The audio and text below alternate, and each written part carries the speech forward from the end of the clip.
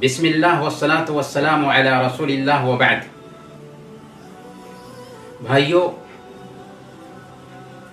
دین کا نالج حاصل کرنا ہر مسلمان کی ذمہ داری ہے۔ اس ناحیہ سے ہم سب کی یہ ذمہ داری بنتی ہے کہ دین کے حوالے سے جو سوالات ہمارے ذہن میں آتے ہیں ان کے بارے میں رہنمائی حاصل کریں۔ تو آئیے ہمارے پاس کچھ سوالات ہیں، ان کے جوابات کی طرف چلتے ہیں۔ ایک سوال ہے کہ پاکی صفائی کی کیا اہمیت ہے اسلام میں، اس کی وضاحت فرما دیجیے۔ پاکی صفائی کی اسلام میں کیا اہمیت ہے، اس کو اگر سمجھنا ہے تو یہ دھیان دیجیے کہ اسلامی عبادت جب ہم انجام دیتے ہیں تو اس وقت تک اسلامی عبادت صحیح نہیں ہو سکتی جب تک کہ ہم پاکی صفائی کی طرف دھیان نہ دیں، بلکہ اس کے لیے باضابطہ 5 وقت نمازوں سے پہلے وضو کرنے کی ضرورت ہے، اگرچہ ہم پاک اور صاف ہوں۔ اسی لیے اللہ رب العالمین نے جب قرآن کریم کو اتارا تو جہاں یہ حکم دیا کہ وَرَبَّكَ فَكَبِّرْ، کہ اپنے رب کی تکبیر بیان کیجئے، وہیں اس بات کا بھی حکم دیا کہ وَثِيَابَكَ فَطَهِّرْ، کہ اپنے کپڑے کو پاک صاف رکھیے۔ اللہ تعالیٰ فرماتا ہے ان اللہ یحب التوابین ویحب المتطہرین، اللہ تعالیٰ توبہ کرنے والوں کو اور پاک صاف رہنے والوں کو پسند کرتا ہے۔ اسی وجہ سے اسلام نے اس بات کا مکلف کیا کہ کم سے کم جمعہ کے دن ایک مسلمان غسل کرے۔ اور سنن فطرت کیا ہے؟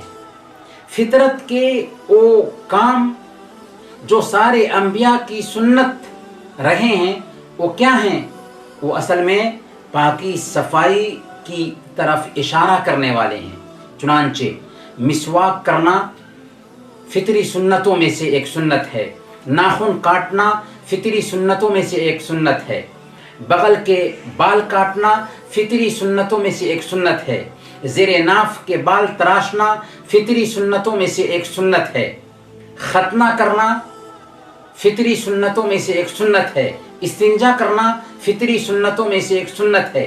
یہ سنتیں اس لیے اپناتے ہیں تاکہ ہم پاکی صفائی کا خیال رکھ سکیں۔ یہ اسلام کو خصوصیت حاصل ہے، مسلمانوں کا یہ بہت بڑا ایک امتیاز ہے کہ مسلمان فطری سنتوں کی پابندی کرتے ہیں اور صفائی ستھرائی کا خیال رکھتے ہیں۔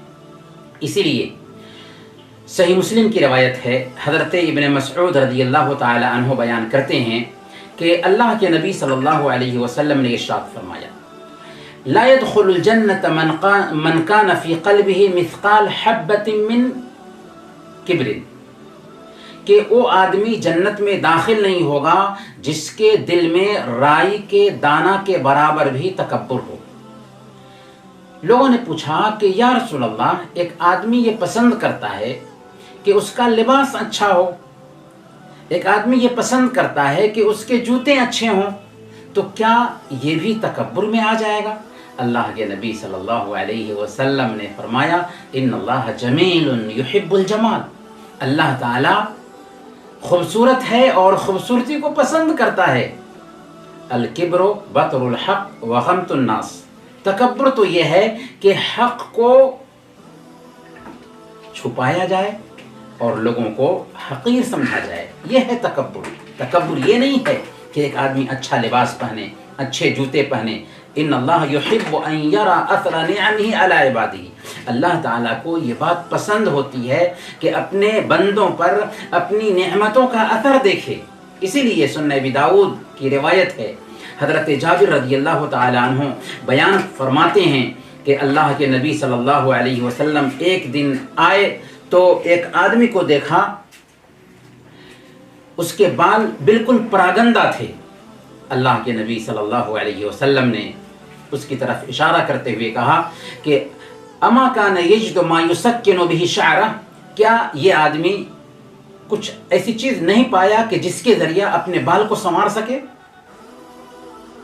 پھر ایک اور آدمی کو دیکھا جس کے کپڑے بہت گندے تھے۔ اللہ کے نبی صلی اللہ علیہ وسلم نے فرمایا کہ اما کان ھذا یجد ماء یغسل به ثوبہ، کیا اس نے پانی نہیں پایا کہ اس کے ذریعہ اپنے کپڑے کو دھل سکے؟ تو کہنے کا مطلب یہ ہے کہ اسلام پاکی صفائی پر بہت زور دیتا ہے، اور یہ دین پاک دین ہے، پاکی صفائی پر دھیان دینے والا دین ہے۔ اسی لیے 5 وقت کی نمازوں میں بھی اگرچہ ہم پاک ہوتے ہیں، اس کے باوجود بھی ہم ظاہری اعضاء کو 5 مرتبہ دھلنے کے پابند ہوتے ہیں۔ اس سے پتہ یہ چلا کہ اسلام نے پاکی صفائی کی بہت اہمیت بیان کی ہے، لہذا ایک مسلمان کو بھی پاکی صفائی پر بہت زیادہ دھیان دینے کی ضرورت ہے۔